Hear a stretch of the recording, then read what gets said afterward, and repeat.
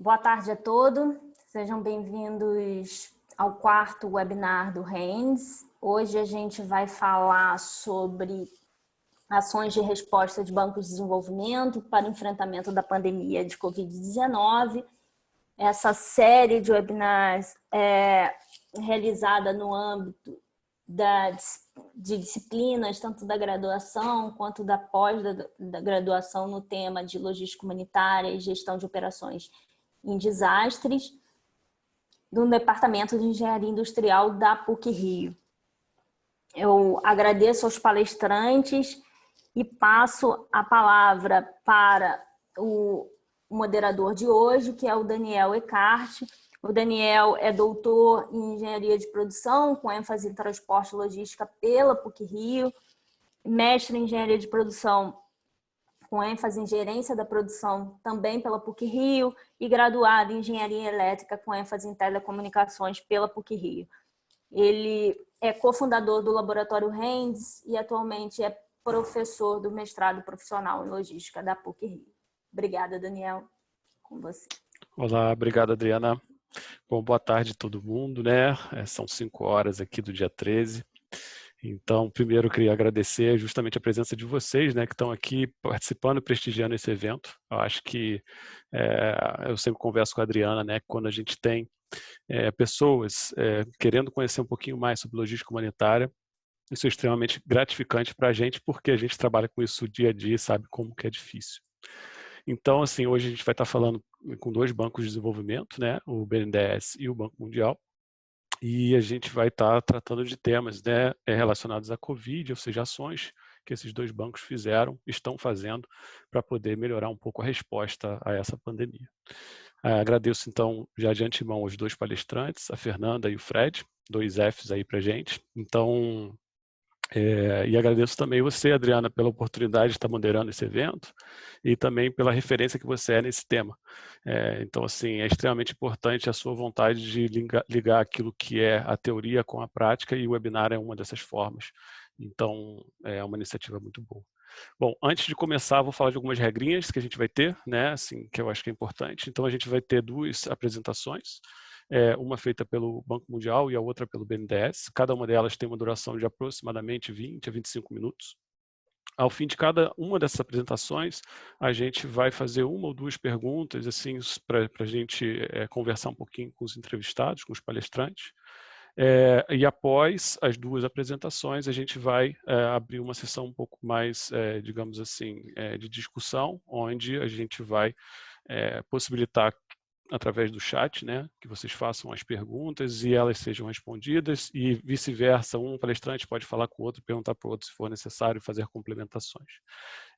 Um último aviso que é importante e necessário: o RENDS, ele iniciou sua trajetória aí dentro do YouTube, então peço a vocês que se cadastrem no YouTube. A gente vai falar isso depois também no finalzinho, mas não é uma questão financeira, é muito mais da gente liberar funcionalidades para que a gente possa fazer mais eventos como esse e até outras iniciativas. Então, quem puder, quem tiver esse interesse, peço aí a sua ajuda nesse cadastro. Vou apresentar rapidamente os 2 palestrantes de hoje, né, que eu falei, que é o Fred e a Fernanda. Então, o Frederico Pedroso, né, Fred, vou te chamar assim, é engenheiro civil, especializado em gestão de risco de desastres. Atualmente atua em trabalhos técnicos e suporte operacional para atividades de gestão de risco de desastres, que vão desde a identificação de mitigação de risco de desastres, preparação, infraestrutura resiliente e resiliência urbana. E atualmente está trabalhando no Banco Mundial desde 2012. Antes disso, ele atuou como engenheiro civil no setor privado, no estado de Goiás, consultor de transportes em Brasília e como professor assistente da Universidade de Canterbury, na Nova Zelândia. O Fred é graduado em engenharia civil pela PUC de Goiás, mestre em transporte pela Universidade de Brasília e doutor em engenharia civil pela Universidade de Canterbury e pós-doutor em logística urbana e logística humanitária pela Universidade de Kyoto, no Japão. E a Fernanda, que vai estar fazendo a palestra do BNDES, ela... Só um minutinho, vou pegar minha cola aqui, gente. Ela é economista do BNDES há 11 anos, atualmente trabalha na área de operações de canais digitais, e a Fernanda é graduada em economia pela UFRJ e mestre em administração pela COPEAD, também UFRJ. Então, eu vou dar início pelo Frederico, pelo Fred, do Banco Mundial, e em seguida a gente vai conversar um pouquinho com a Fernanda. Então, Fred, já agradeço de antemão a disponibilidade. Muito obrigado, Daniel. Você pode só me dar permissão para eu ir compartilhando minha tela, mas enquanto isso queria agradecer a Adriana pelo convite, Daniel pela moderação. É sempre bacana trabalhar com vocês. Estou só esperando aqui a permissão, tá? Já tá. Já tá? Deixa eu... Já tá. Ah, peraí. É porque tem dois Freds. É que tem dois Freds. Desculpa. Vamos ver. Agora sim. Agora sim. Ok, perfeito. Perfeito. Então, acho que vocês conseguem ver aí, né?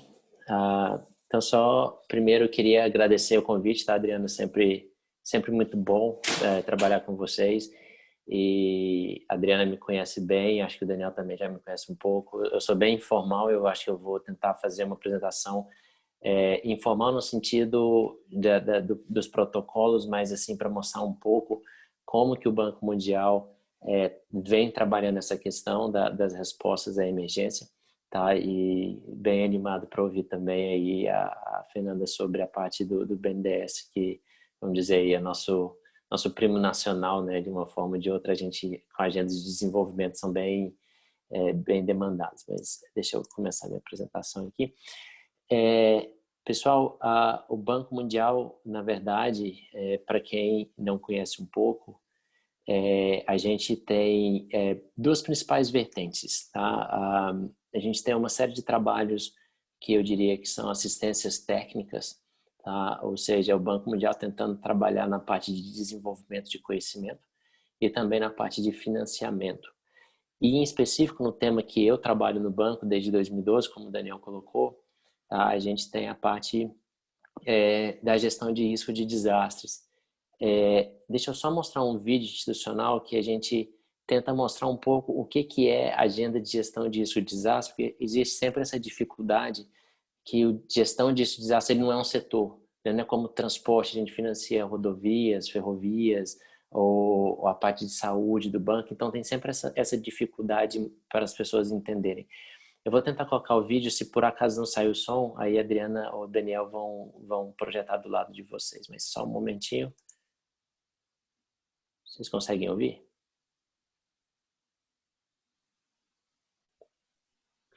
Eu não estou escutando, Daniel? não. Não. Vamos tentar aqui do nosso lado. Espera aí. Agora consegue? Não. Não. Não? Então vamos fazer assim, deixa eu descompartilhar, vocês passam só o vídeo e eu volto a apresentar. Pode ser assim? Tá. Desculpa, pessoal, pela...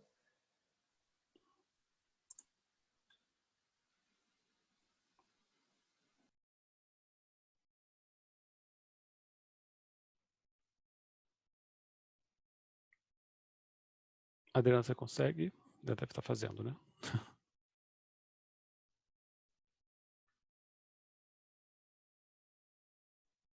Só um minuto, pessoal.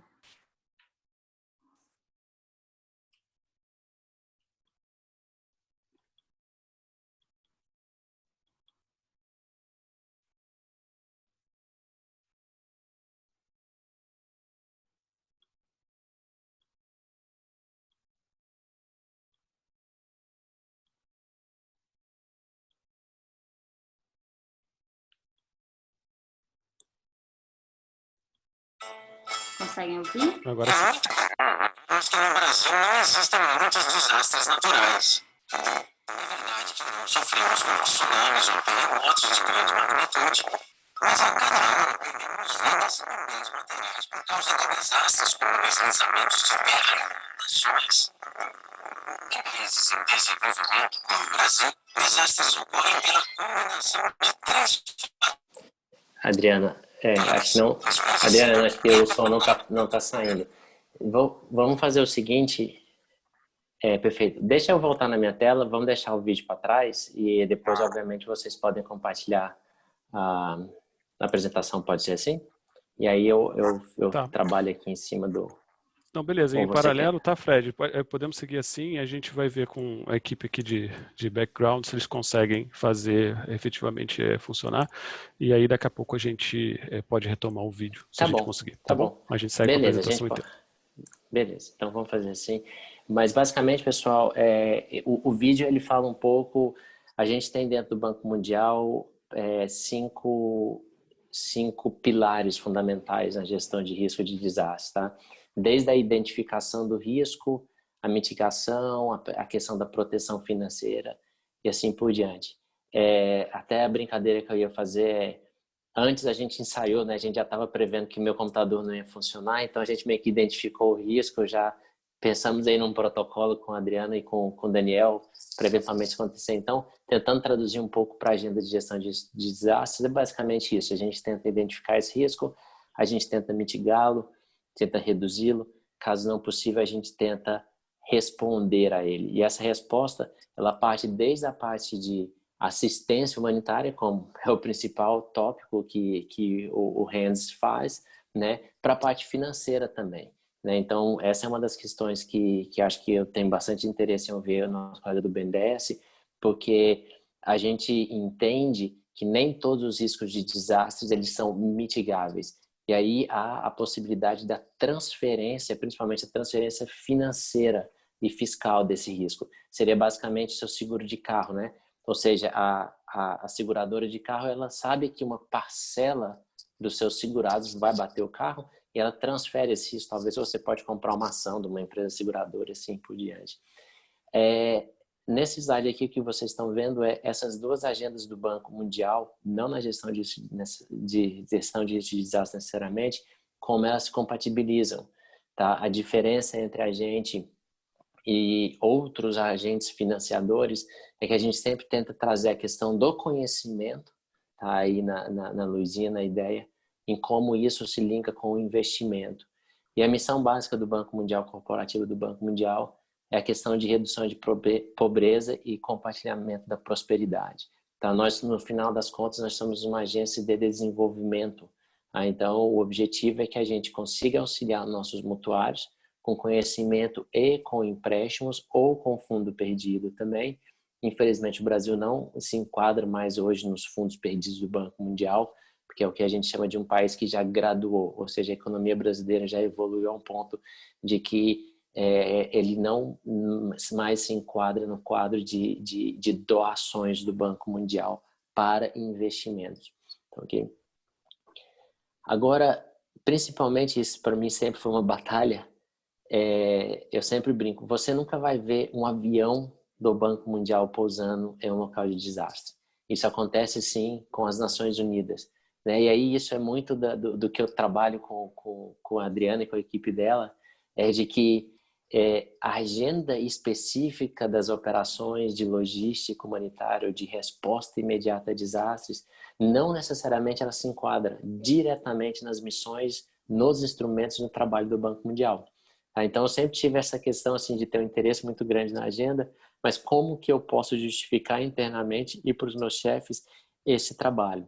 Tá? Então eu sempre brinco, nunca se espere um avião do Banco Mundial, isso não existe, existe das Nações Unidas. Um parênteses aqui, as Nações Unidas é uma agência irmã do Banco Mundial, tá? A gente está mais ou menos sobre as mesmas regulamentações, né? A gente está baseado em Washington, as Nações Unidas está em Nova York, mas existe uma relação muito grande, porque principalmente as Nações Unidas ela também não financia, né? Ela não é como o Banco Mundial, ela não é um banco de desenvolvimento. Então, o que eu queria apresentar para vocês, a gente chama de CERC, tá? Eu vou traduzir isso diretamente para o inglês, que chama Contingent Emergency Response Component, tá? Componente de contingência para respostas de emergência. E agora eu vou entediar muito vocês com o trabalho meu, que é a parte de configuração de projetos, tá? E eu acho que por isso que eu quero entrar nesse ponto, para depois mostrar um pouco de como que a gente trabalha. Né? Voltando à questão dos 5 pilares que eu mencionei anteriormente, que vão estar apresentados no vídeo ali, caso a gente possa fazer no final, tá? A gente tem a questão da prevenção, tá? A identificação do risco, basicamente, tá? Para que a gente evite problemas futuros. a gente tem a questão da redução, preparação, resposta e recuperação. Então, deixa eu dar um exemplo clássico. O mutuário do Banco Mundial, um estado, um município ou a União, ela pede que a gente, vamos trabalhar uma questão de gestão de desastre. A gente pode ir lá fazer um mapeamento de risco, como a CPRM do Brasil faz, o Serviço Geológico Brasileiro faz e outros órgãos de geologia fazem. Tá? A gente propõe, então, artifícios para essa redução do risco. A gente precisa de uma obra de engenharia, macro-drenagem, micro, contenção de encosta. A gente pode trabalhar aspectos de prevenção, de preparação, para processo de resposta, ou seja, qualificar, capacitar a Defesa Civil e outras entidades, tá? Para que esse processo de resposta seja mais ágil. E aí entra a questão de recuperação. Basicamente, o que a gente está colocando é a partir daquele quadrado ali da resposta para a reconstrução, que a gente está olhando aqui nessa apresentação, tá? E aonde que a gente flutua entre essa questão do conhecimento do risco, tá? Para a gestão fiscal do risco. Tá? E aí acho que é um ponto que é bem interessante, que justifica muita gente como banco. Tá? Então, quer dizer, a gente pode mitigar esse risco, caso a gente não mitigue, como que a gente reduz o impacto, principalmente no aspecto econômico. Preparação, resposta e consultar. Então, o que é basicamente o CERC? Tá? Ele é um componente dentro de operações do Banco Mundial, tá? Que ele foi desenhado em exclusivo para que ele assegure que a gente consiga relocar recursos. Esse é o slide mais chato da minha apresentação. Basicamente, a gente trabalha como? A gente trabalha com projetos de financiamento no qual você define componentes. Vou te dar um exemplo clássico. E esse é o exemplo que eu vou usar para vocês ali um pouco mais à frente. Belize é um país de 300 mil habitantes ao sul do México, na América Central. Isso é um projeto verdadeiro do banco que eu trabalho. O país, ele resolveu pegar um empréstimo de 30 milhões de dólares com o Banco Mundial para fazer um investimento em uma seção de uma rodovia para melhorar a capacidade de absorção dos impactos climáticos nessa rodovia. Tentando ser menos técnico e mais coloquial, basicamente reduzir as inundações na rodovia. Tá? A gente desenhou um componente no qual a gente tinha 20 e poucos milhões de dólares, que seriam esses investimentos nas obras civis. Um outro componente, que é o componente 2, na parte de assistência técnica, no qual a gente teria 3 ou 4 milhões para consultorias, para fazer os projetos executivos, para fazer os estudos preliminares de feasibilidade e assim por diante. Um terceiro componente para a gestão do projeto, ou seja, o país ele fala, eu não tenho funcionário, eu não tenho qualificação, eu não tenho pessoas no meu quadro para fazer a gestão. Esse é o terceiro componente. O quarto componente, o chamado CERC. Tá? É um componente que tinha $1 milhão ali colocado, que aos olhos de vocês pode ser meramente burocracia. Tá? Então, basicamente, esse é o componente CERC. Ele poderia ter $1 milhão ou ele poderia ter $0 colocado ali. Como que ele funciona? E aqui é meu slide que eu vou apresentar um pouco para vocês. Esse é um exemplo real. Até há cerca de 5 a 6 anos a gente vem implementando esse trabalho. Fizemos financiamos modelos hidrológicos, levantamento com lidar para fazer a bacia, contrataram uma empresa de engenharia para fazer os projetos executivos de engenharia e assim por diante. Esse era o nosso projeto. Quando chegou março, a pandemia aconteceu. Lá, voltando no meu slide, e aí? A gente tem um avião do Banco Mundial para mandar para lá? Não. O país precisa da gente? Precisa. O que a gente conseguiu fazer pela simples existência desse chamado componente CERC, que parece ser uma mera burocracia? Dentro dos processos de aprovação do Banco Mundial, o fato da gente já ter feito uma previsão de que fundos desse projeto poderiam ser utilizados para respostas a situações de emergência no país, permitiram que a gente relocasse 20 milhões, tá, que estavam não comprometidos ainda desse trabalho para fazer atividades no setor social e no setor de agricultura.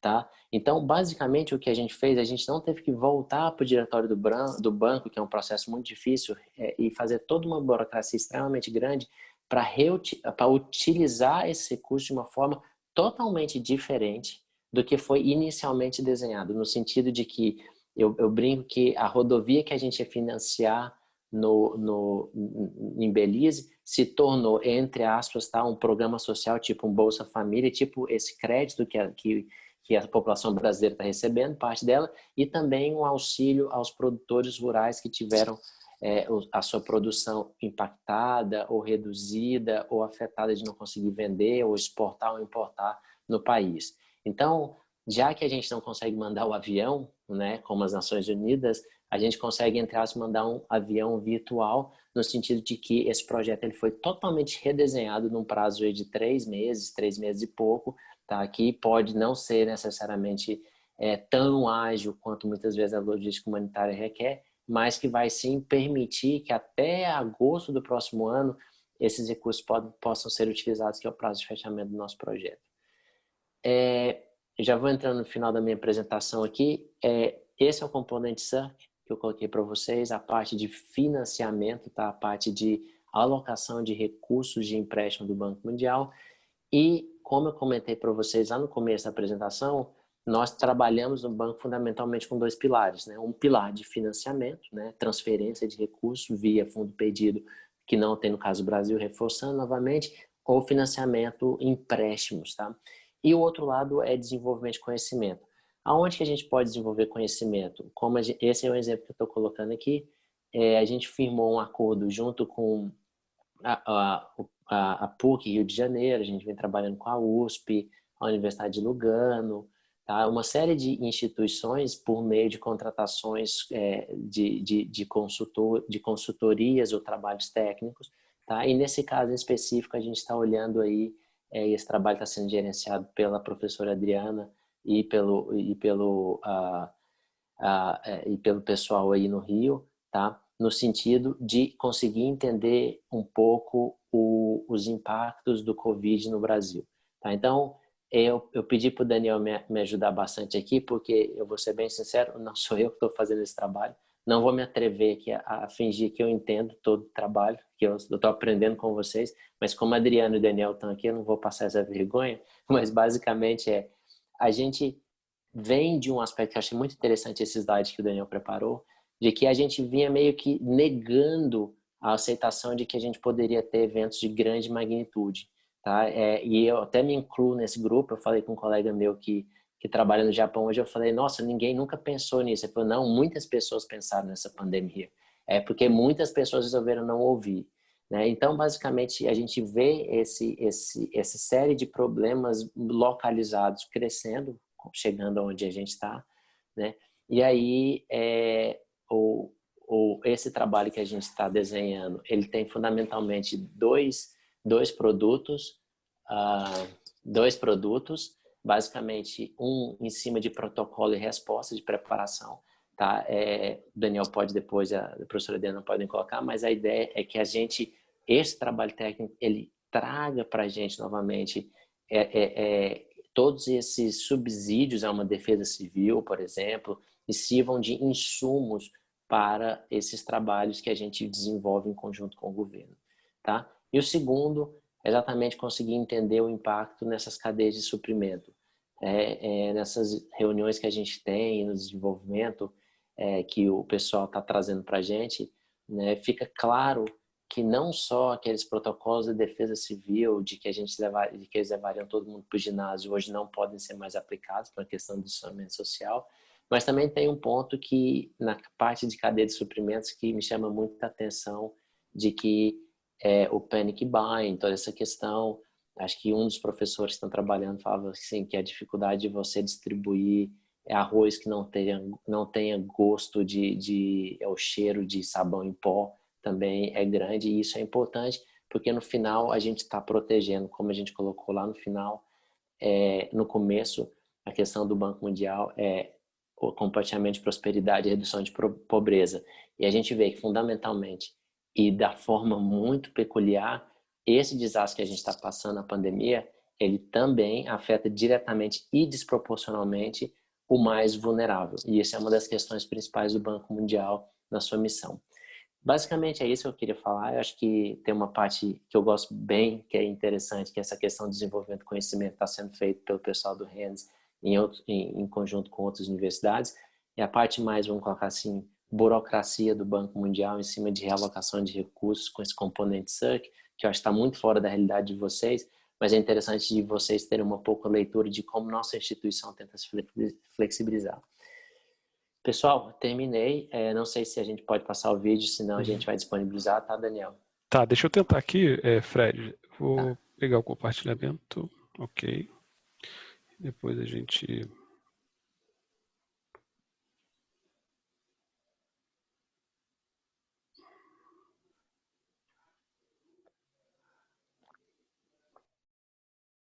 Vocês estão conseguindo ver minha tela? Ok. Sim. Eu vou tentar primeiro no modo de apresentação. Se não funcionar, a gente tenta ele sem modo de apresentação, porque às vezes tem alguns critérios desse tipo. Eu só vou ter que jogar para o outro monitor, só um minutinho.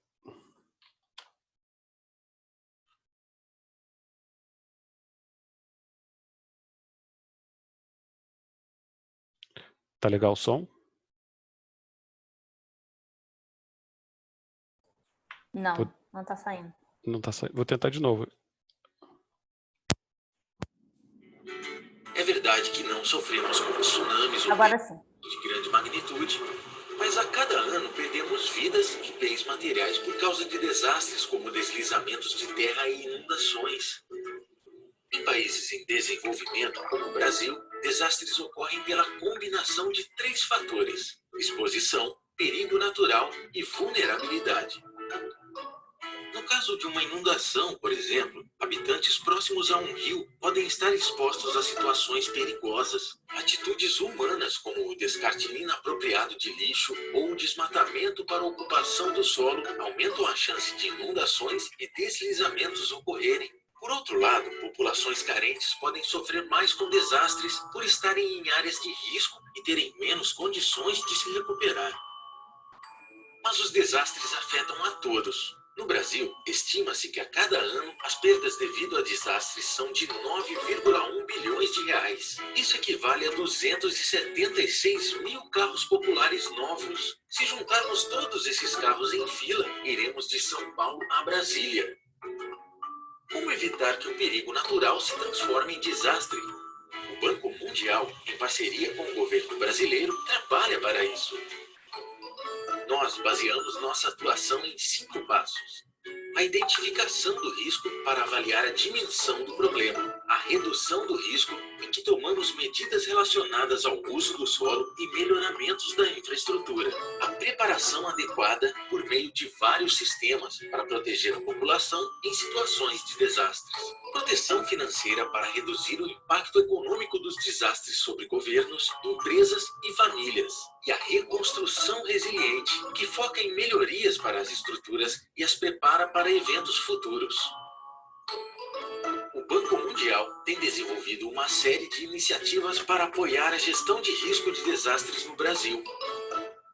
Em cada estudo, tiramos conclusões valiosas para melhor gerenciar esses eventos. No caso de Santa Catarina, em 2008, 4 meses depois das inundações bruscas que afetaram o estado, o porto de Itajaí ainda operava com menos da metade da sua movimentação pré-desastre. 2 anos depois, em Pernambuco, o custo das inundações foi equivalente a 43 vezes o investimento público do estado em habitação. Também em 2010, em 2 dias de chuva, Alagoas perdeu 85% da riqueza criada em 1 mês em todo o estado. Em 2011, deslizamentos de terra tiraram a vida de 1.000 pessoas na região serrana do Rio de Janeiro. Gerenciar o risco de desastres pode evitar que a pobreza aumente e que a sociedade tenha tantos prejuízos. Por meio de um estudo inovador em Santa Catarina, por exemplo, o Banco Mundial projetou que o Estado possa perder 645 milhões de reais por ano. Isso equivale ao valor de construção de 14.000 casas populares no Estado. Com trabalhos como esses, será mais fácil prever situações de risco e diminuir a vulnerabilidade da população para alcançar o objetivo de reduzir a pobreza e compartilhar prosperidade.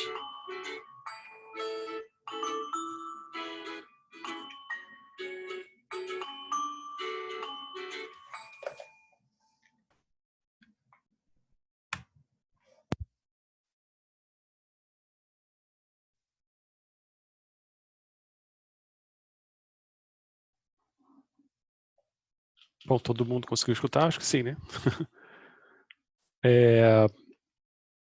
Fred, tem algum comentário do vídeo ou a gente pode seguir com uma perguntinha?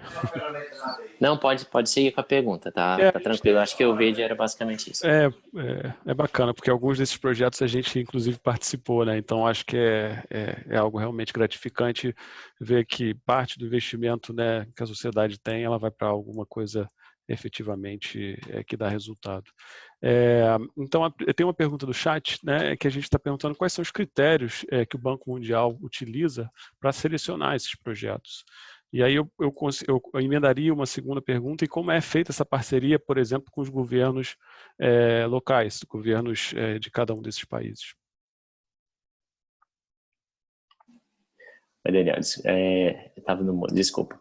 Então, com relação à primeira pergunta, os projetos apoiar é uma questão bem complexa. Eu vou tentar resumir bem rapidamente, tá?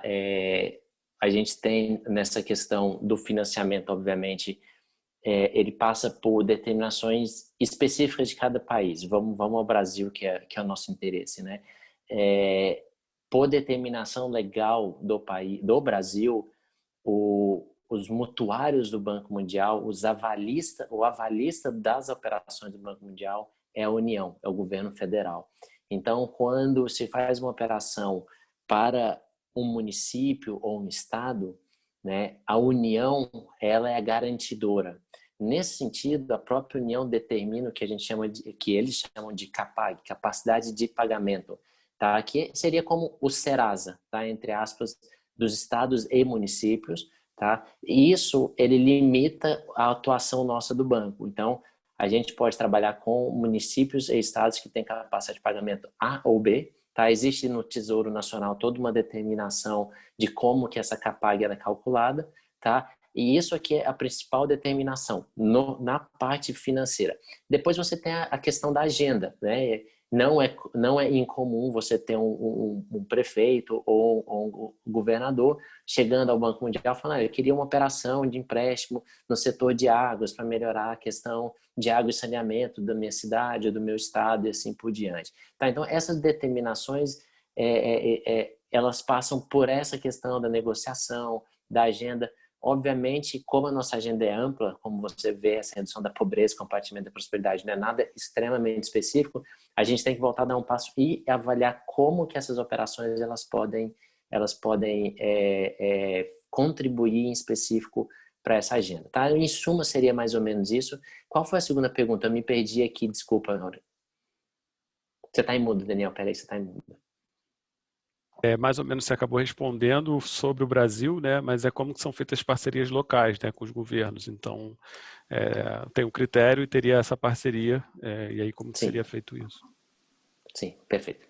Excelente. Desculpa, porque eu fiquei um pouco perdido. Mas só para esclarecer, isso flutua muito de país para país, região para região. Só um pequeno detalhe. O Banco Mundial, nós somos 6 regiões, né? Obviamente o Brasil está na América Latina e Caribe. A forma como o banco opera na África, por exemplo, ou no sul da Ásia, bem diferente de acordo com as características, né? A gente tem um processo que eu digo bem preciso no Brasil, desse pleito que é colocado junto à União, nas aprovações dentro do Ministério da Economia, assim por diante, que é um caminho que é carregado em paralelo, tanto na parte técnica, né, setorial, ou na parte financeira. Não, beleza. Bom, agradeço, Fred. A gente volta a conversar um pouquinho mais adiante, né? Eu vou dar a palavra agora à Fernanda para apresentar para a gente a palestra do BNDES. Fernanda, você tenta compartilhar. Se você tiver alguma dificuldade, eu compartilho aqui, tá bom? Posso te pedir para compartilhar? Pode, Posso te lógico, pedir isso? só um minutinho. Obrigada.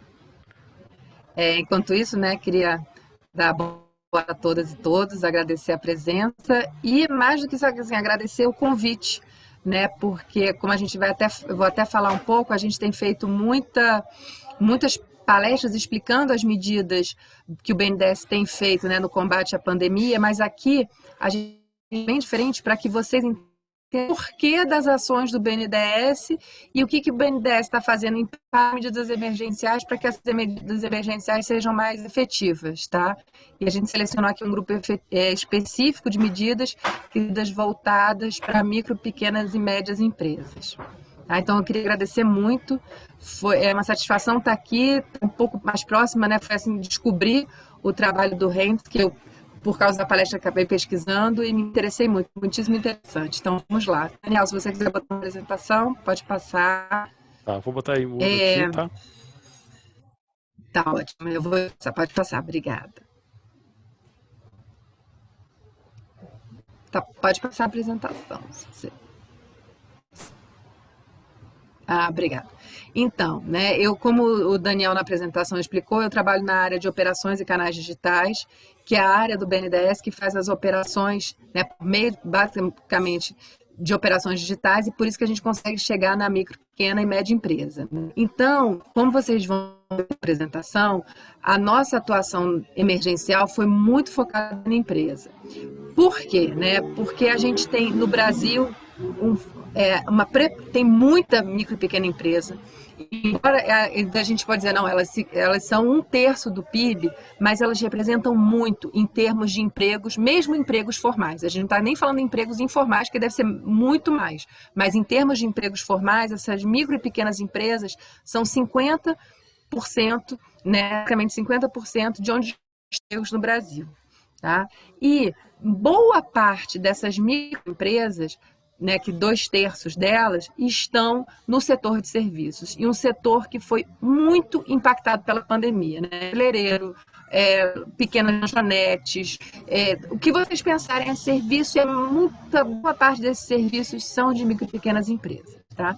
E quando a gente fala de micro e pequenas empresas, do que a gente está falando? Né? O BNDES segue uma classificação por porte, é uma classificação também, então uma microempresa, que tem um faturamento de até R$360 mil por ano, a pequena empresa é entre 360 mil e 4,8 milhões de reais por ano, a média empresa a partir de 0,8 milhões até 300 milhões e a grande empresa acima de 300 milhões. Né? A gente pode dizer, por exemplo, que quando a gente diz que atua numa média empresa, a média empresa é um grupo muito amplo. Né? Tem umas que estão muito pertinho ali de se caracterizar como uma pequena empresa e outras como uma grande empresa. Então, por isso que até ao longo da apresentação, embora essas medidas emergem para micro, pequena e média empresa, eu foquei aqui no apoio à micro e pequena empresa, que são essas empresas aqui que tem essa caracterização, tá? E que representam 50% dos empregos formais. Pode passar, por favor, Daniel.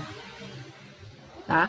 E é por isso, para que essas empresas consigam se manter, né, minimamente e manter os empregos, né, porque das missões do BNDES, né, é a manutenção do emprego e da renda no Brasil, no movimento do emprego, né, dos trabalhadores no Brasil, que a gente focou na saúde das empresas. Né, e a gente, não sei se vocês aqui no público, alguém já estudou micro e pequena empresa, são muito heterogêneas e boa parte de pequenas empresas do Brasil são gerenciadas por pessoas que não têm nem o 2º grau. Então, a gente tem que ter não só o BNDES, né? Todas as agências têm que estar muito próximas dessas empresas que são realmente muito carentes, tá? De conhecimento e de recursos. Pode passar, por favor. A dificuldade do acesso a crédito de uma empresa não é uma realidade do Brasil, né? A gente tem esse dado aí da CEPAL, né, que é a Agência da ONU para a América Latina e Caribe. 45% dessas micro e pequenas empresas nunca tiveram acesso a crédito. Né? Eles conseguem, com os recursos próprios, não ter acesso a recursos bancários, né? Financiamentos. E a razão típica para isso, você tem assimetria de informações, né? São empresas muito pequenas, os bancos não querem correr os riscos de empresas. Tá? Às vezes, essas empresas não têm garantias a oferecer, né, os seus financiamentos. Então, pode passar, por favor. Tá? Então, aqui a gente vai chegar efetivamente no que o S fez em termos das medidas da pandemia. Então, a gente tem as medidas emergenciais, que aqui não são todas as medidas, eu até vou falar todas, mas aqui não estão todas, tá? Tem o giro emergencial, que é o BNDES Pequenas Empresas, uma de sustentação de folha de pagamento, exclusivamente folha de pagamento, o PAC-FGI para prover garantias, né, viu que é um problema, a suspensão de pagamentos dos financiamentos já existentes, o PAC Maquininhas, que é uma medida bem nova, que ela entrou em vigor em setembro, também, que é para quem faz operações com as maquininhas de cartão de crédito, e a gente Mas essas medidas, né, para garantir que a sua efetividade, a gente tinha que garantir os canais, né, pelos quais o recurso do BNDES da União, que vocês vão ver que tem diretamente da União, chega ao que a gente chama, né, do beneficiário final, ao micro e pequeno médio empresário, né? Então a gente tem uma rede grande de agentes financeiros e a gente tem o BNDES digital, né, que a gente tem tanto um back-office digital, front-office digital, que a gente vai falar um pouquinho mais na frente. E além de uma rede grande de parceiros institucionais, que vão desde SEBRAE, CNI, todas as federações de indústria, as federações de comércio, todas as federações, né, dos setores da economia. E a gente fez para garantir que chegasse na ponta, fez muito webinar no YouTube, enfim, vamos falar disso aqui, a gente passa para detalhar um pouquinho. Pode passar, por favor. Tá, então, assim, o BNDES ele é muito conhecido, né? O BNDES existe desde 2002, então o BNDES sempre foi um banco muito conhecido pelos grandes investimentos em grandes empresas, né? O BNDES da industrialização, da indústria de bens de capital, o BNDES depois da desestatização, mas o BNDES, né, mais recente, né, todo mundo conhece o BNDES, mas a gente tem que mostrar realmente o que é o BNDES. O BNDES é um banco da grande empresa, mas o BNDES cada vez mais ele vem se voltando para a micro, pequena e média empresa, né? Então aqui a gente tem um histórico dos nossos desembolsos, né? Que não tem o valor total de desembolso, né? Mas a gente vê como a micro, pequena e média empresa vem ganhando relevância nos desembolsos do BNDES, tá? Isso tanto em volume, em valor das operações, quanto em volume de operações. A gente que praticamente 99% das nossas operações são com micro, pequenas e médias. Pode passar, por favor, Daniel. E como é que a gente consegue isso sendo um banco, tá? Como é que a gente consegue isso, né? A gente nossa sede, nosso maior número de funcionários está no Rio de Janeiro, né? Tem um escritório em Brasília, um em São Paulo, um em Recife. E como é que a gente consegue chegar lá? A gente consegue fazer isso via os agentes financeiros, né? O nosso recurso é repassado por todos os outros bancos do sistema financeiro. Recentemente, há uns 2 anos, um artigo bem interessante feito por alguns pesquisadores, inclusive do Banco do Brasil, o impacto do BNDES, o impacto do PIB per capita, quando ele empresta, quando a gente faz empréstimo indireto. Tá? É um trabalho bastante interessante, se tiverem interesse, depois eu posso até mandar. Pode passar o próximo, por favor. Isso. Tá. E como é que a gente operacionaliza, né? Justiça de bancos. A gente sabe que o Brasil tem um sistema financeiro muito concentrado. E o recurso do BNDES está em praticamente todos os bancos do sistema financeiro brasileiro. Então, o recurso do BNDES ele é mais pulverizado do que o sistema financeiro. O nosso recurso é muito menos concentrado do que o sistema financeiro. Por quê? Porque as nossas linhas estão disponíveis nos grandes bancos privados e públicos, nas agências de fomento estaduais, nas cooperativas de crédito, tá? Que estão ganhando bastante relevância, e nos bancos de montadora. Então, para vários bancos, o funding do BNDES é um funding muito importante, tá? E o nosso funding, as nossas linhas estão lá. Pode passar, por favor.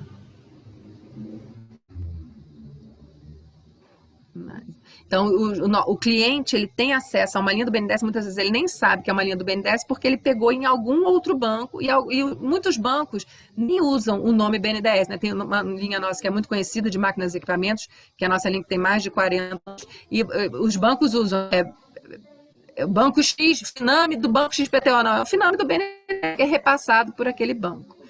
E a gente, para conseguir essa capilaridade, tem feito um esforço muito grande de digitalização, tá? Então, a gente pode passar, porque a gente tem tanto a parte na nossa relação com os bancos para facilitar todo o processo de acompanhamento, que é o BNDES Online, pode passar mais esse, né? Que hoje, a gente antes demorava até 10 dias entre né? Pode ir, por favor, Daniel. Entre, né, fazer um protocolo, o cliente protocolo no seu banco e o BNDES aprovar e liberar. Hoje, isso é feito em segundos. Muitas dessas transações são todas as checagens, né? Por exemplo, certidões são feitas automaticamente, e a gente consegue fazer entre aprovação e liberação quase que em tempo real, em 3 segundos. Então a gente diminuiu muito os custos de transação, né? A segurança, a gente permitiu que bancos tivessem acesso a essas linhas do tá? Então a gente hoje já tem, por esse BNDES online, que essa ligação entre o BNDES e os bancos, mas para vocês, né, para um cliente ser invisível, mais de quase 400 mil operações e mais de 50 bilhões aprovados. Tá? E basicamente aqui, quem vocês conhecerem de agente financeiro está conectado nessa plataforma. Pode passar a próxima, por favor. Tá? E a gente também tem um canal. Por quê? Porque o cliente, esse cliente de micro e pequena empresa, pode passar acho que mais um slide, ele não conhece o BNDES, né? Então a gente fez essa ferramenta que a gente está aprimorando há pouco menos de 2 meses atrás, a gente está cada vez mais aprimorando. A gente começou um esforço grande, já estava na pandemia, a gente viu que era mais necessário ainda. Então essa é uma ferramenta muito interessante, porque ela é uma ferramenta para crédito, mas ela não é só para crédito do BNDES, né? O micro e pequeno diz para quem precisa, a gente direciona para os bancos de acordo com os filtros que aqueles bancos nos dizem, que perfil de cliente que eles querem atuar, e a gente direciona. Então, ali o banco pode oferecer uma linha própria ou uma linha 2. Ali também tem grandes parceiros muito importantes, por exemplo, o Sebrae, assim, para prover educação financeira, porque para esse público é muito importante, tá? E também ferramentas de gestão. Então, hoje, por essa ferramenta, a gente já conseguiu conceder mais de R$1 bilhão de crédito, tá? Não só do BNDES, como também dos outros bancos. E várias empresas, quando entraram no canal MPME, passaram a contratar ferramentas de gestão, porque a gente lá de gestão. Então, isso é muito importante, porque um cliente que não conseguiu o crédito, a gente oferece para ele, você não acha que talvez você precisa melhorar a sua gestão? A gente está num momento de pandemia que realmente o problema não é só esse, mas em vários momentos, isso é muito importante para essas empresas menores. Pode, por favor. Eu não vou falar mais, já é o seguinte, que o nosso tempo aqui tem... E aí a gente atua com as fintechs, né? Tanto com essas gestão financeira, e agora nesse ano, ainda já na pandemia, desde junho, a gente começou a oferecer dentro do canal MPME, se os bancos não querem, né, se aquele cliente não passa no filtro dos bancos, a gente começou a oferecer fintechs de crédito, né? A gente já tem mais 15 processos de credenciamento e a gente já tem operações contratadas, tá? O que fazem as fintechs? Essas fintechs ainda não atuam com recurso do BNDES, mas elas já são mais um agente, né, desse que a gente chama do sistema financeiro, que eles passam a acessar, não com recursos do BNDES, mas com recursos próprios das fintechs, com algumas regras, tá? Que o BNDES define que elas podem oferecer, tem tetos máximos de juros, de tudo isso. A gente já está vendo operações para... Desculpa, gente, a gente já teve operações com eles. Tem umas perguntas que estão começando aqui no chat, eu vou responder elas depois, tá, gente? Pode passar, por favor. Então, agora a gente vai chegar efetivamente nas medidas emergenciais. Teve medidas focadas no setor público, a suspensão de pagamentos, né, quem tinha... Pode passar até o seguinte, por favor. O slide seguinte. Daniel, obrigada. Mais uma, então. Ficou com alguma animação aí. Pronto. Né? A gente teve apoio ao setor de saúde, teve a conta de energia para as empresas distribuidoras, mas teve para o setor audiovisual o pagamento deles, mas eu vou focar aqui nessas medidas para micro e pequenas empresas, tá? Que teve a folha de pagamento, né, o financiamento de folha de pagamento, o capital de giro, a suspensão de pagamentos e as garantias, e o Maquininhas que está começando agora, por isso que a gente ainda não tem resultados dele. Pode ir para cima, por favor. Aqui pode passar, aqui é só um resumo.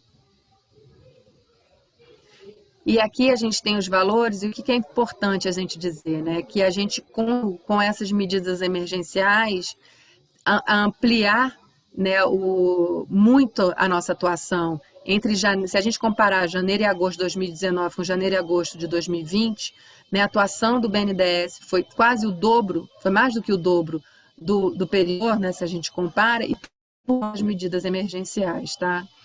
Então, vamos lá que a gente fala de uma. Pode passar o próximo slide, por favor.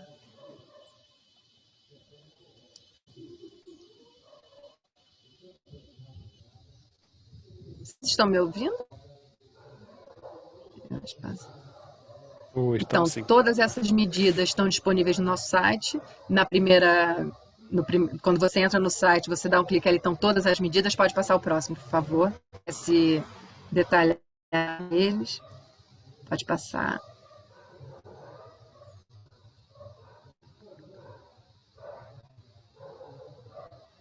Pode passar mais um slide, por favor. Isso. Então, qual foi a nossa medida, tá? Para esse público de micro e pequenas... Volta ao anterior, por favor, Daniel. Obrigada. Foi a gente tinha uma linha de giro, né? O BNDES ficou um tempo sem uma linha de giro, e o anterior, por favor, até a tabela. Isso. A gente relançou, né, essa linha de giro para a empresa no passado, em março. Tá? Foi uma linha só para micro e pequena empresa, aquela empresa pequenininha, até 4,8 milhões de reais, o valor financiado só até 500 mil, e nesse período, né, de março a janeiro de 2020, nessa linha a gente aprovou 1,4 bilhões de reais, tá?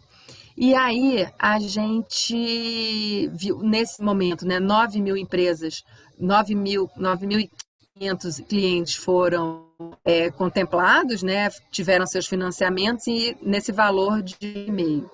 Tá?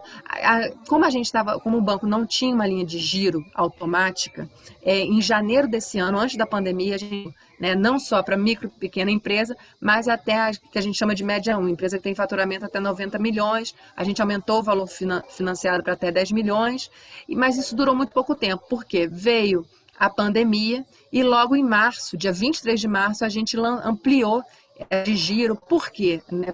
De giro. Por vários motivos. Primeiro, porque as empresas, no momento da pandemia, né, praticamente muitas empresas cessam as suas operações, elas têm uma necessidade de fluxo de caixa muito grande, né, porque continuam demandas, principalmente de salário, demandas de pagamentos de duplicatas, enfim, ela tem uma necessidade muito grande de fluxo de caixa, então por isso a importância de um crédito de giro. Essa operação de giro, ela é uma operação toda automatizada, o acompanhamento dela feito pelos agentes financeiros é muito fácil, e ela foi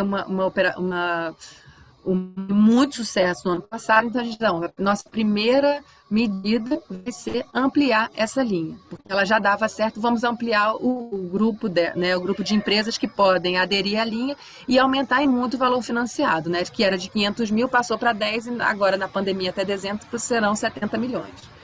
E o valor total ampliado nessa linha, ela foi lançada logo em março, ela deveria ter até setembro, a configuração, e estava previsto 5 bilhões para ela. Foi ampliada porque ela já ela passou de 5 bilhões antes mesmo do tempo previsto, e teve mais dotação, e ela vai até dezembro. Tá? O que a gente tem agora é até dezembro. E aí essa linha, que girou 7 bilhões e meio, né, um pouquinho mais, ela foi uma linha que nesse mesmo, né, a gente comparando aqui a primeira coluna com a última, que elas têm, não é do mesmo tempo, né, mas a gente começaram em março e uma foi até dezembro, já está, né, em outubro. Ano passado inteiro, eu não estou nem falando do público total da novo BNDES Crédito Pequenas Empresas, do novo giro, eu estou falando só de micro e pequenas empresas, comparando o público, né. A gente, ano passado, apoiou com 9 bilhões, 1 bilhão, e esse ano a gente já aprovou como medida emergencial com 3 bilhões, e ano passado, né, 9.500 micro e pequenas empresas foram atendidas, e esse ano 20 mil empresas, tá? Realmente, essa foi uma medida muito importante para a gente, foi muito rápido, foi rápida. Tá? Estou contando aqui para vocês um pouquinho do histórico, porque eu acho que isso é interessante para vocês conhecerem. Vamos passar, por favor, Daniel. Gente, quando der o tempo, vocês falam que eu paro. Isso aqui eu não vou mais falar, que vocês já entenderam, né? A gente já explicou o que é o BNDES Crédito Pequenas Empresas, que foi esse que eu expliquei. Pode passar esse, pode passar inclusive o próximo. Por favor, pode passar o próximo.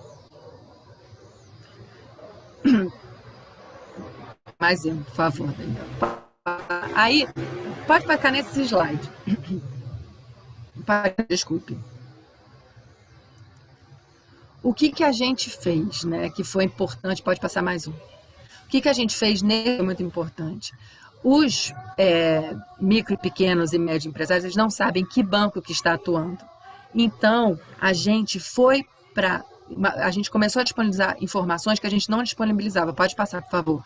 Hoje, na internet, quando você clica nessa linha do BNDES nas empresas, você tem acesso à listagem atualizada, se não me engano, diariamente, sim, dia não, de quais bancos estão mais atuantes naquela linha nos últimos 15 dias, separada por estado, por porte, bem como a taxa final que vem sendo cobrada do cliente. Então, a gente está tornando cada vez mais transparente a informação para esse micro e pequeno empresário, para que ele saiba que, né, são muitos bancos que estão operando, para onde ele pode ir essa linha. Pode passar mais um, por favor. Mas essa linha azul, veja os agentes que mais operam, tá? Isso é sempre atualizado e a gente coloca ali quais os bancos e as taxas de juros. As taxas de juros a gente não coloca banco a banco, a gente bota por segmento e por estado. Pode passar o próximo, por favor. Esse mais um.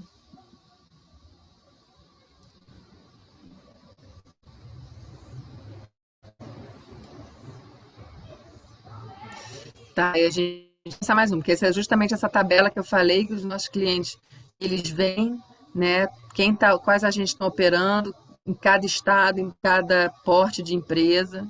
Pode passar mais um, as taxas finais. Por que a gente fez isso, né? Esse pode passar também, que é um resultado que a gente já falou. Por que a gente fez isso de colocar no site? Porque o BNDES é um banco pode parar nesse, por favor. É um banco relativamente pequeno. Volta só no anterior, Daniel. É um banco relativamente pequeno, mas muitos bancos que têm muitas agências, a informação não necessariamente chega no gerente do cliente. Então, os clientes às vezes chegavam em um banco e o banco dizia, não, essa linha do BNDES, essa linha eu não trabalho. E a gente mostrava, não, ele trabalha, ou ele não trabalha efetivamente, olha, ele está credenciado, mas ele não atua na sua região. E aí a gente orientava melhor o cliente para que banco procurar. Tá? E a gente diminuía essa simetria da informação, porque se há simetria de informação sobre a situação financeira de uma micro pequena empresa, há muita simetria de informação do pequeno empresário sobre as condições que ele pode ter o seu crédito. Tá?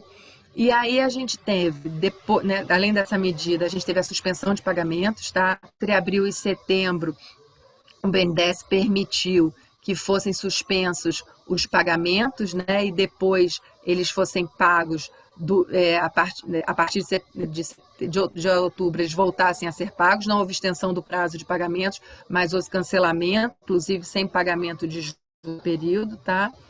E a gente, nas operações indiretas, teve uma suspensão de cerca de 3 bilhões de reais.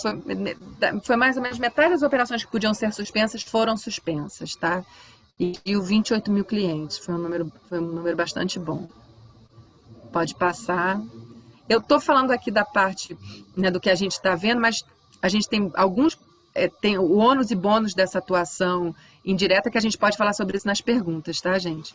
Aí depois a gente tem uma emergencial de suporte à empresa, que esse foi um recurso direto da União, esse não é um recurso do BNDES, tá? Que o BNDES passa para os agentes financeiros, porque como o BNDES já tem toda essa relação com os bancos, né, pelo BNDES online, isso tudo é muito mais fácil, então o BNDES garante que esse recurso chegue nos bancos e faz toda a parte de fomento e comunicação desses projetos, desses produtos também. Pode passar, por favor. Tá? E é interessante falar desse programa, porque, né, inicialmente se previram 40... Foi muito no começo da pandemia que foi lançado esse programa, uma dotação muito além do que foi, né, foi uma dotação de recursos muito maior do que foi utilizado. Então, a gente tendo aprendizado ao longo do caminho, né? Depois ele agora teve uma segunda fase, tá? Esse é um programa que é subsidiado da União, né? Como eu expliquei, é uma atuação diferente do BNDES, que ele é repassador do recurso da União, tem uma taxa de juros fixa de 3,75, prazo de financiamento de carência de 6 meses de carência, e ele paga folha de pagamento, quer dizer, aqui crédito de pequenas empresas, que as empresas podem usar para que elas quiserem praticamente, né, e que tem uma taxa que varia em alguns com o banco.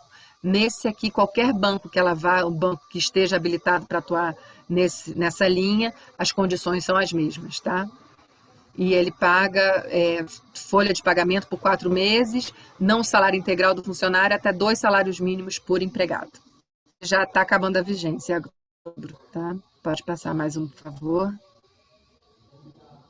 A gente teve já 6 bilhões aprovados, 125 mil clientes, 8 agentes financeiros operando, programa que não houve atratividade para muitos agentes financeiros, tá? Pode passar o próximo, por favor.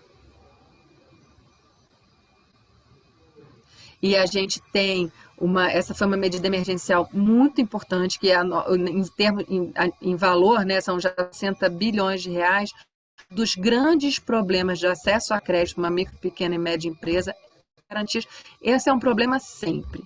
No momento de pandemia, em que a aversão que o risco, né, é até difícil, vai ser muito boa essa conversa com o Frei, porque é muito difícil avaliar o risco, então, né, todo mundo fica muito conservador.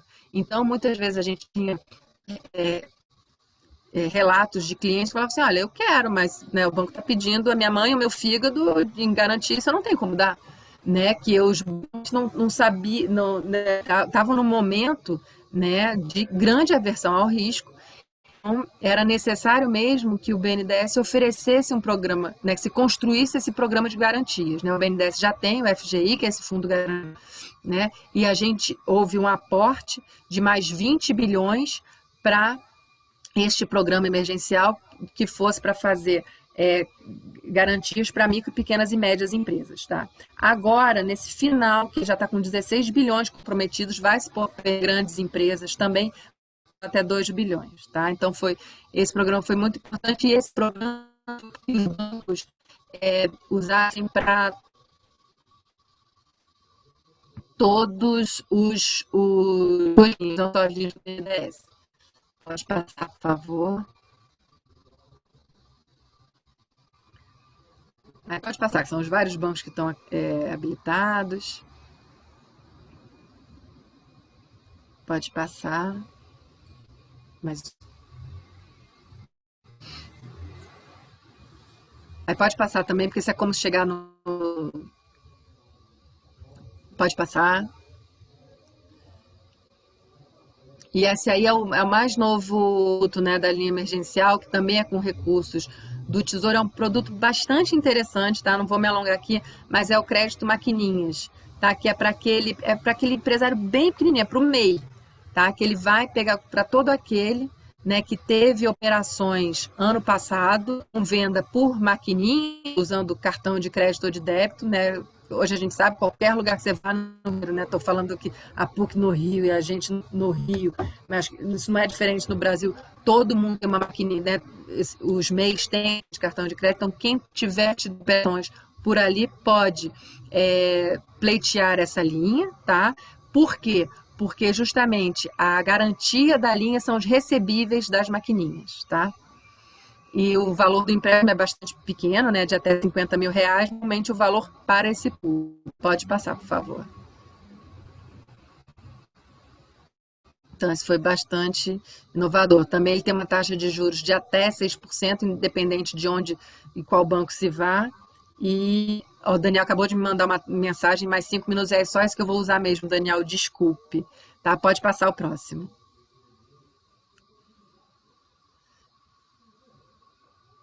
Pode passar mais um. E aí, isso aqui só pode passar, para vocês mostrarem. Quando a gente faz as nossas palestras para os empresários, a gente e já coloca para ele até um QR Code para ele escanear isso daqui e entender a linha, para além das nossas palestras.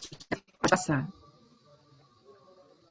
Isso aqui é o passo a passo para o pequeno empresário. Isso aqui, gente, eu vou passar porque não vai dar tempo. Pode passar. são as outras linhas, mas a gente não vai passar por quê, né? A gente falou muito das medidas emergenciais, a gente continua falando nelas, várias continuam ainda vigentes, mas a gente sabe que a gente tem que passar para as nossas linhas, para a questão de retomar uma linha super interessante que vai dar tempo, que é o Máquinas e os Serviços 4.0, porque a gente tem muitas conversas e as empresas que conseguiram sair um pouco melhor, né, melhor nessa pandemia, foram empresas que já estavam conectadas a esse não pode passar.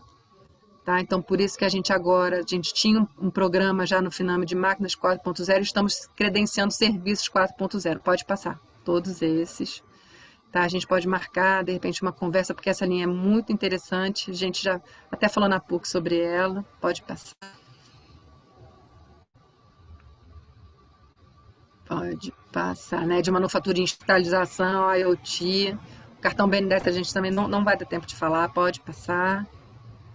São outros produtos que a gente tem que são digitais, já trabalham em plataformas digitais e por isso ganharam relevância, né, nesse momento de pandemia. O cartão, um produto mais antigo e conhecido do banco. E aí pode passar mais um, porque ficou com uma animação perdida aqui. Pode botar mais um, dá um clique mais, por favor, Daniel. Então, né? Alguém falou assim, surgiu aqui uma pergunta que eu achei interessante, que pipocou aqui. O BNDES aprendeu nessa pandemia? A gente aprendeu muita coisa. A gente aprendeu que a gente sempre, né, temos com um órgão com os recursos públicos, questão de transparência, mas a gente tá cada vez mais próximos do público. Então, assim, a gente já fez lives para mais de 40 entidades, com 5 mil participantes. A gente fez colocou vídeo no YouTube, que já tiveram 300 mil visualizações, para como que chegar aos recursos do BNDES, tá? Dá mais um clique, por favor. Uma coisa está com uma animação errada. Desculpe. Pode mais um clique. E a gente, ao mesmo tempo, tem atendimento via Fale Conosco, tem o guia, tá? Pode passar mais um, por favor. E aí eu fecho. E tem... Pode passar mais um slide, por favor.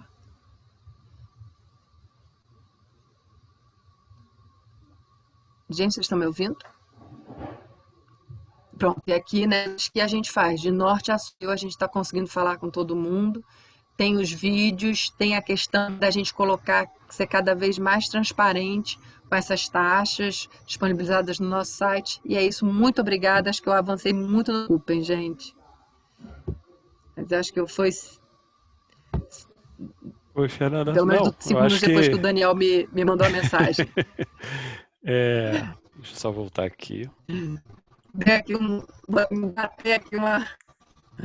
Não, eu agradeço. Assim, é bom, tá, Fernanda, quando a gente consegue ver que o banco ele oferece muitas oportunidades em termos de produtos, né? Que a gente não tem essa noção, principalmente quem não é microempreendedor ou é pequeno empreendedor, né? A gente não tem essa noção, mas assim, só o fato de não dar tempo de apresentar tudo já significa que tem bastante coisa sendo feita pelo banco, que é uma dos grandes motivadores, né, que a gente não viu há muito tempo, né? A gente viu, como você falou no início, uma grande imagem do banco relacionada a grandes empresas e a gente consegue ver agora uma diretriz um pouco diferente. Então, te agradeço. Eu queria aproveitar uma pergunta. O que é importante Pode comentar. É que tem um delayzinho meu e de você e seu. Não, é isso, é porque assim, o BNDES, as pessoas não conhecem muito o BNDES. O BNDES tem, né, porque assim, e a gente, é importante porque também a gente não demonizar a grande empresa. Inclusive, a gente passou pequenas empresas para média empresa, porque elas pequenas fazem parte das médias, das cadeias das grandes, então a gente tem que conseguir a gente tem um tamanho e uma capacidade suficiente para preencher as lacunas, de novo, né, sem fazer crowding out, né, a gente preencher as lacunas de eventuais falhas de mercado em micro e pequena empresa, que tem essa questão de assimetria de informação muito grande, e em questões de grandes projetos que são mais arriscados, nessa questão de garantias, enfim, é muito legal, mas tem problemas, tá, nessa atuação. Eu vi umas perguntas aqui, achei ótimas, porque a gente tem problemas também. Faz parte, gente. Mas deixa eu passar um pouquinho a palavrinha do Fred, que acho que queria fazer um comentário, não é isso, Fred? E depois eu queria seguir com uma pergunta para você também relacionada a BNDES e Banco Mundial, mas por favor. Tá bom. Não, muito obrigado. E, Fernanda, parabéns. Eu acho que você falou uma palavra que chama muita atenção, né? Essa assimetria de informação, o desconhecimento do público do que é o BNDES, né? Vou só contar uma história em literalmente 30 segundos, real. Um evento de desastre em um estado específico, o coordenador de defesa civil, uma vez comentando que ele pega o helicóptero e vai com o governador para aquela cidade. Tá? É uma inundação. O governador, assim que ele chega na cidade, um dos moradores chega, aquele cara que tem a vendinha, o supermercadozinho pequenininho, chega lá pedindo, por favor, me ajude, me ajude. O governador, tá, vamos. E ele vira e pergunta para o coordenador de defesa civil, o que eu posso fazer para esse cara? Esse coordenador de defesa civil, naquele momento, isso é uma história que ele me contou há mais de 5 anos atrás. Falou para ele, transfere dinheiro para ele. Esse cara tem que voltar a operar. Tá? Aí o governador pergunta assim, mas a gente vai estar perdendo mais dinheiro. Não, você vai estar ganhando, porque além de você restabelecer o negócio dele, tá? Você vai começar a coletar impostos e assim por diante. O que você acabou de apresentar, você permite isso ser feito literalmente em dias. Tá? Que as nossas instituições não conseguem fazer a hora que a gente entra para os grandes. Não tem como o Banco Mundial fazer uma operação de milhões de dólares com o Estado, com o município, em dias, isso é impossível. Nem vocês vão emprestar 200 milhões de reais para uma empresa sem passar por todo o due diligence. Tá? Mas vocês podem fazer isso para os pequenos. Então, eu acho que o que você apresentou é muito interessante, tá? Porque eu acho que traz essa agilidade e você começa a sua apresentação falando isso é uma parte significativa, não só dos mais vulneráveis, mas também de uma grande parcela da nossa economia, né? Como mercado de trabalho e como produtores de riqueza. Tá? Então, só queria colocar que eu acho que, assim, de uma forma ou de outra, não é o BNDES durante a pandemia, é o BNDES a partir de agora, porque eu, pelo menos, vou ficar na minha memória, sempre falar para o pessoal, vai lá, procura eles, porque vocês podem acessar um recurso muito rapidamente. Mas obrigado, Daniel, era isso que eu queria só dar parabéns aí para a Fernanda. Ótimo, Fred. Eu não sei se a Fernanda está aí ainda, porque sumiu a imagenzinha dela. Eu acho que ela caiu, deve Tá, voltar daqui a pouco. Vamos eu seguindo. queria fazer uma pergunta, Fred, que é relacionada a essa questão, tá? Eu já vou voltar aqui para o chat, mas é relacionado ao próprio Banco Mundial, né? Ele é visto como o maior, e eu acho que é o maior, né? Você pode até confirmar, e o mais importante banco de desenvolvimento do mundo. Como que é essa relação com outros bancos de desenvolvimento, por exemplo, com o próprio BNDES? Né? A gente tem tipo uma relação, às vezes, que a gente olha para o Banco de Mundial, é o pai ou a mãe, e os outros bancos de desenvolvimento são os filhos. Eu sei que não existe relação direta, mas eu queria entender um pouco se existe algum tipo de cooperação, de relação financeira sobre esses, ou não só o BNDES, mas como outros bancos. Uhum. Não, perfeito. Daniel, acho que você tocou um ponto muito interessante. A gente é o maior quando a gente trata, obviamente, do nosso portfólio, já que a gente opera no mundo inteiro, né? Quando a gente entra em específico, por exemplo, a representação em diferentes regiões, a gente pode ser menor. Então, quer dizer, o próprio Banco Interamericano, né, ele tem muito mais capilaridade e recursos quando a gente olha em específico a América Latina e o Caribe, tá? Esse é o primeiro ponto. Obviamente, a gente sempre está perseguindo uma forma de sinergia, tá? Acredite ou não, a gente sempre está tratando com os nossos mutuários de uma forma que a gente não está replicando esforços, tanto da parte técnica quanto da parte de financiamentos, tá? Mas é um grande desafio. Com os bancos nacionais, assim, no caso do BNDES, eu não tenho muita experiência, tá? Porque é uma outra área que até a minha própria agência de gestão de risco de desastres, eu não estou muito próximo, né, vamos colocar assim, às conversas em Brasília, que são muito mais lideradas até pelo time econômico, com o Banco Central, o BNDES, assim por diante. Mas, quer dizer, eu acho que esse evento que vocês promoveram é muito bom, porque eu acho que é o ponto da Fernanda, né? Ela diminui essa assimetria de informação que eu, pelo menos, tinha de não conhecimento, né, das atividades do BNDES, que agora eu posso incluir nos desenhos do meu projeto, não necessariamente o Banco Mundial financiar, a gente pode financiar o BNDES, isso é uma opção, existe uma opção clara, a gente pode aportar recursos de empréstimo no BNDES diretamente, tá? Mas eu também, nada me impede de fazer um projeto no Rio de Janeiro, no qual parte de todo aquele componente de assistência técnica é a própria instrução do cara da vendinha de falar, olha, muitas vezes não vai ser a gente, não vai ser o Estado, pode ser o BNDES, tá? Então, quer dizer, eu acho que esse tipo de colaboração, que eu acho que vai muito além da questão só do cifrão da agenda, mas também dessa coordenação de esforços, né? Eu acho que esse é o grande desafio nosso, coordenar. Eu acho que, principalmente no momento que a gente está vivendo, é essa coordenação de esforços para um bem comum, né? No caso do banco, a redução de pobreza, promoção compartilhar a prosperidade, o BNDES vai ter sua própria missão, mas nada eles impedem, tá? Eu acho que esse é o gap que a gente constrói até quando a gente conversa com vocês no Rennes.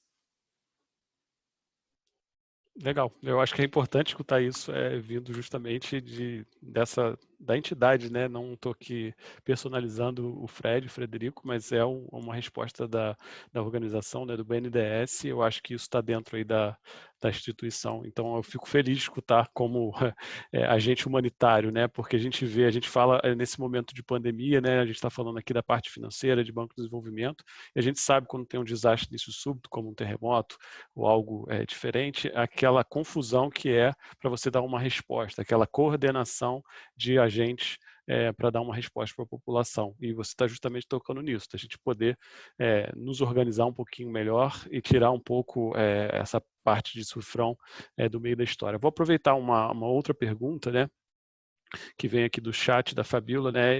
Ela coloca em quais projetos o Banco Mundial atua mais? Projetos mais voltados na fase de preparação e resiliência da comunidade ou na parte de resposta de desastres? Júlia, Júlia, né, que fez a pergunta? A Fabíola. Fabíola, desculpa, perdão. Fabíola. A gente trabalha muito na parte de resiliência, tá? Via de regra, até pouco tempo atrás, literalmente pouco tempo atrás, eu dizia que a grande parte do meu trabalho, e obviamente quando eu falo do meu trabalho, do departamento que eu estou dentro do Banco Mundial e dos meus colegas, estava no pré-desastre, né? Exatamente a minha brincadeira com o avião da ONU, né? A gente não estava desenhando projetos para a gente viabilizar necessariamente a assistência humanitária ou assistência imediatamente pós-desastre, né? Obviamente ele se encaixa, até o componente que eu mostrei para vocês, o CIRC, né, ele foi desenhado exatamente nessa necessidade que a gente vê da nossa instituição de ter um papel na situação pós-desastre e de conseguir e tentar ser ágil, apesar que ainda tem um longo caminho para a gente chegar, tá? Eu acho que esse é o exemplo que foi colocado pelo BNDES. Quando você trabalha com menos volume de recursos, né, menores, o risco é menor em cima de inadimplência, etc., que a gente, infelizmente, no Banco Mundial não é o nosso mutuário, né, diretamente. Mas, quer dizer, foco muito grande na questão da resiliência. Eu acho que essa nova situação que a gente se encontra, obviamente, o Banco Mundial vai se perguntar onde que ele se encaixa nesse momento pós-desastre, imediatamente pós-desastre. Tá? E existiu sim, até onde eu conheço, dentro da região que eu trabalho, um redirecionamento muito grande da aplicação de recursos, como foi colocado, tá? O exemplo que eu te dei de Belize aconteceu em várias outras ilhas do Caribe, aconteceram em alguns países da América Central, aconteceram em vários países, exatamente pelo Banco V, que a gente não pode se omitir dessa agenda, mas ainda não é o que eu diria para você o mote da nossa instituição, não sei o que muda a partir desse momento que a gente vive.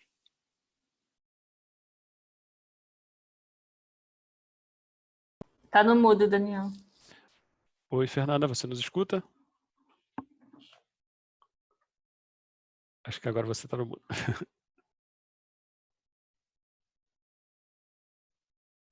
Estou pedindo para ela desmudar, tirar o mute.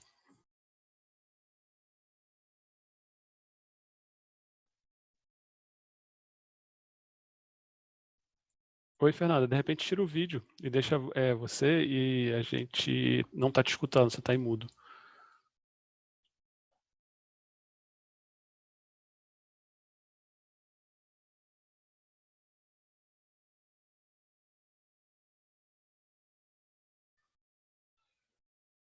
Eu não sei, acho que ela congelou.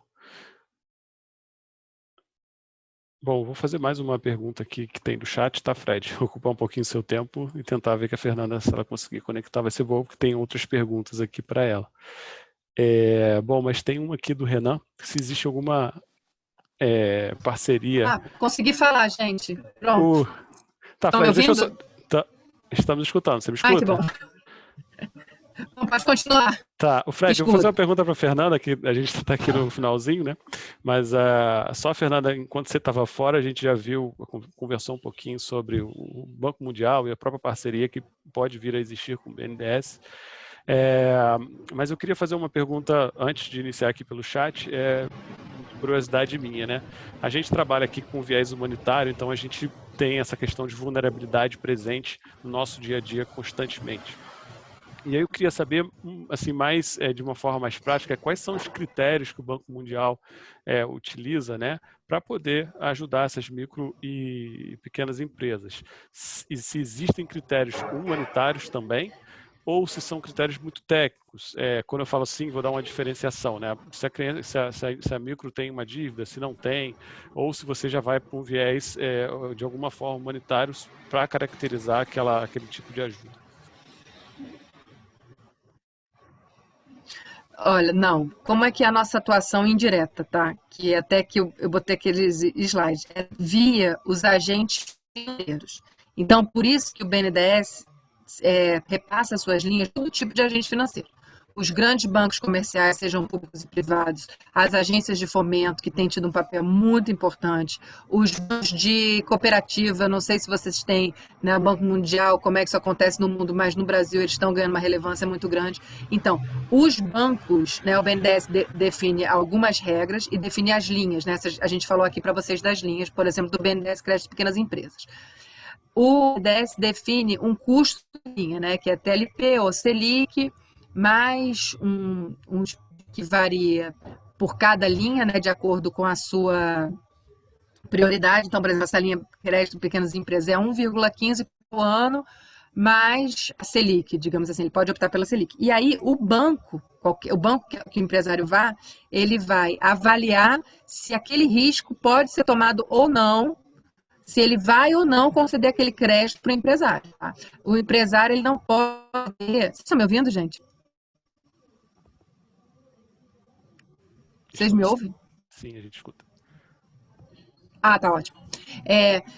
A decisão de conceder ou não crédito a um pequeno empresário é do agente financeiro, é do banco, porque ele conhece, né, porque o BNDES não tem capilaridade para atender esse público de micro e pequenas empresas. Então, a gente chega via os agentes financeiros, né, a gente chega concedendo, né, fazendo muito dessas linhas junto aos agentes financeiros e cada vez mais fazendo essas linhas junto ao público cliente. Como é que a gente faz isso? Via as entidades representativas, por exemplo, esse público, mas fazendo empresários, micro e pequenos empresários, de onde quiserem, a gente vai falar para eles sobre as linhas do BNDES, para que ele não chegue num banco e o banco diga para ele, porque normalmente, né, o que a gente quer é que o banco repassador tenha uma relação muito transparente com o seu cliente. Ele tem essa linha do BNDES, mas eu não vou conseguir.